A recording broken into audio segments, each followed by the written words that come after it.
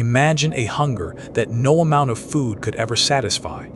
A hunger that grows stronger the more you eat, until it consumes everything you own, everyone you love, and finally, yourself.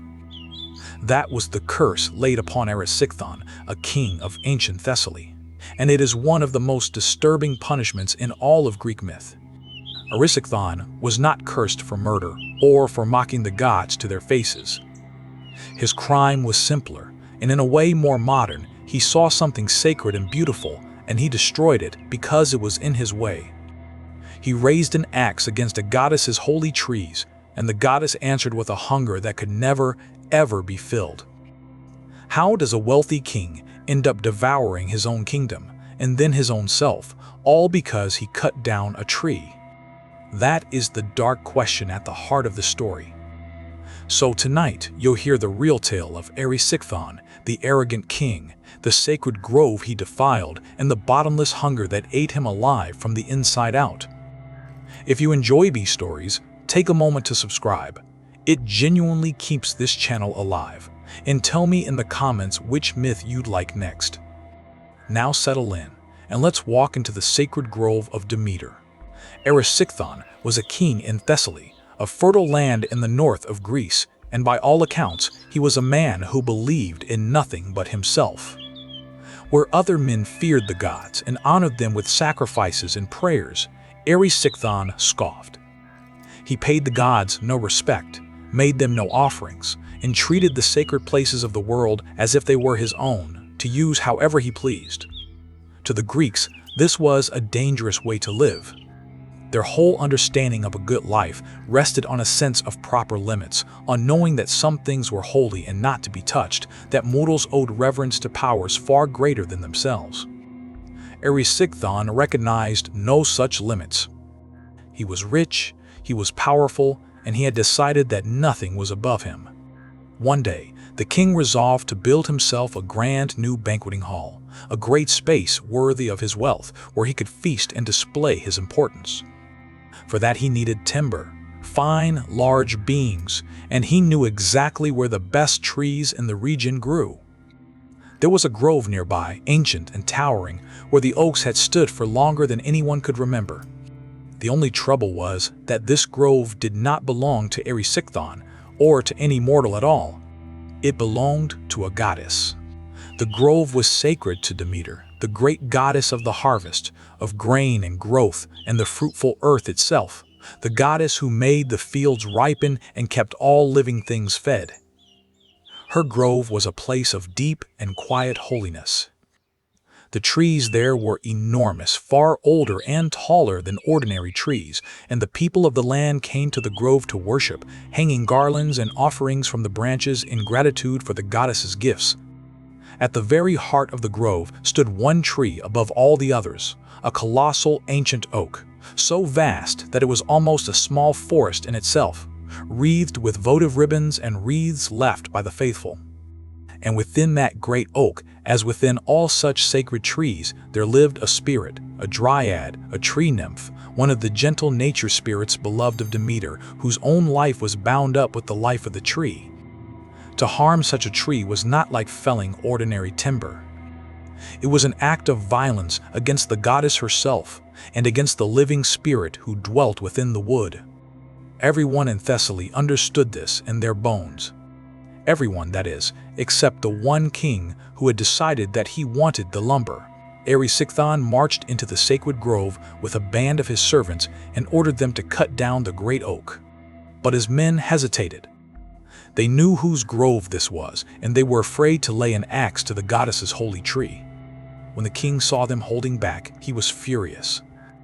He snatched an axe from the hands of one of his servants and swore that he would fell the tree himself, sacred or not, and he struck the trunk a great blow. The old poets tell us that the tree groaned and that something like blood seemed to well from the wound in the bark, as if the king had struck a living body. Some say the dryad within cried out a warning, that with her dying breath she told Erysichthon he would be punished for what he was doing, that the goddess would not let this stand. The king did not care. He hacked at the trunk again and again, driving his frightened servants to join him, until, at last, the mighty oak came crashing down, crushing the smaller trees around it, and the dryad who lived within it perished as her tree perished. The sacred grove was violated, the goddess's tree destroyed, her gentle nymph gone. And word of all this went straight to Demeter herself.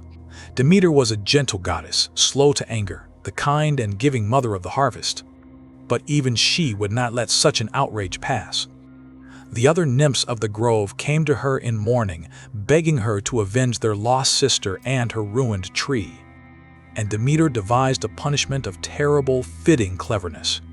Erysichthon had wanted to fill his belly and glorify himself with endless feasting in his great new hall. Very well, the goddess decided, she would give him an appetite to match. She would curse him with hunger itself. Now hunger, the Greeks called her Lemos, was a dreadful spirit who lived in a frozen, barren wasteland at the edge of the world, a gaunt and starving figure in a place where nothing ever grew. Demeter and hunger were opposites, the giver of plenty and the bringer of starvation, and they could never come into each other's presence.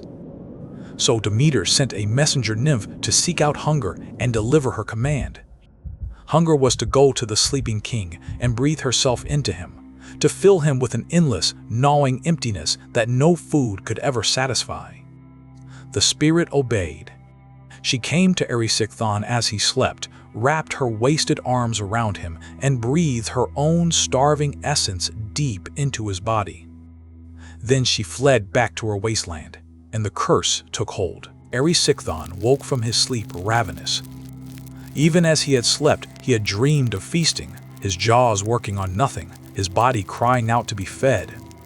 He called for food at once, and it was brought, and he devoured it and called for more, and more, and more. The old descriptions of his hunger are genuinely unsettling. The more he ate, the hungrier he became. Every meal, instead of filling him, only opened a deeper emptiness inside him. Whole tables of food vanished before him and left him as starving as before. It was as if everything he swallowed fell into a bottomless pit. He ate the food meant for a feast, then the food meant for a whole city, and still the hunger raged in him, unappeased and unappeasable. The Greeks understood that they were describing something monstrous and almost paradoxical, a man eating constantly and starving constantly at the very same time, his whole life narrowing down to a single, endless, hopeless act of consumption. He could think of nothing else. He could do nothing else. The wealthy, arrogant king, who had thought himself above all limits, was now the slave of the most basic appetite of all, and it would not stop until it had consumed absolutely everything he had. And so, Erysichthon began to eat his way through his entire life. He spent his fortune on food, then sold his possessions to buy more, then sold his lands and his livestock and the very treasures of his house, pouring all of it down his bottomless throat. The rich king grew poor and then destitute, reduced at last to a beggar squatting at the crossroads, and still the hunger drove him. In his most desperate extremity, the old stories tell us, he turned on the last thing of value he had left, his own daughter, a clever young woman named Mestra. He sold her into slavery to raise money for food. But Mestra had been given a gift by the god Poseidon, the power to change her shape at will. As soon as she was sold and led away, she would transform herself, slip free of her new master, and make her way home in a different form. And her father, learning of her gift, used it again and again. Over and over he sold his daughter, and over she escaped and returned, only to be sold once more, so that his hunger might be fed for a few hours longer. Even his own child had become nothing to him but another meal. But not even that could last forever. Eventually there was nothing left to sell, no wealth, no lands, no daughter, nothing at all. And the hunger was as strong as ever. What happened to Erysichthon at the end is one of the grimmest images the Greeks ever committed to verse, and they tell it with a stark simplicity that needs no embellishment. When everything else was gone, when there was nothing left in all the world for him to consume, the hunger, still raging, turned the king upon himself, until at last there was, quite simply, nothing left of him at all. He consumed himself. The old storytellers draw the curtain there, and they are right to, because the meaning of the ending is plain enough without any detail. It is a horrifying image, but it is also a perfect one in the cold logic of the myth. The man whose appetite had devoured his fortune, his kingdom, and his own family finally turned upon the only thing remaining, which was himself. The hunger that he had brought upon himself by his own greed and impiety did not stop until it had erased him from the world entirely. There was no grave, no monument, no transformation into a star or a tree or a stone, as so many other figures in these stories receive. There was only an emptiness where a king had been, which was, perhaps, exactly what he had become long before the end ever came. The story of Erysichthon is older than it looks, and it has never stopped feeling relevant. On its surface, it is a tale about impiety, a warning not to defile what is sacred, not to take an axe to a goddess's grove for the sake of your own vanity. But underneath that, the Greeks were exploring something deeper and more uncomfortable, the nature of greed itself, and the strange truth that some hungers can never be satisfied by feeding them. Erysichthon's curse was not really that he could not get enough food. It was that he had become a man for whom enough did not exist, who would consume and consume and consume his fortune, his land, his own family, and never once feel full. The goddess did not invent that emptiness in him. She only revealed it, made literal the bottomless wanting that his arrogance and his contempt for limits had always concealed. There is a reason a story this old still has the power to disturb. We live in a world that is very good at producing appetite and rather bad at satisfying it, and Erysichthon, starving at the crossroads in the middle of his own ruin, is a warning that has only grown sharper with time, that a person who recognizes no limits, who treats everything sacred as just another thing to be used up, may find in the end that the hunger turns inward and consumes the one who feeds it. If this is the kind of story you want more of, take a moment to subscribe and tell me in the comments which myth I should tell next. Sleep well.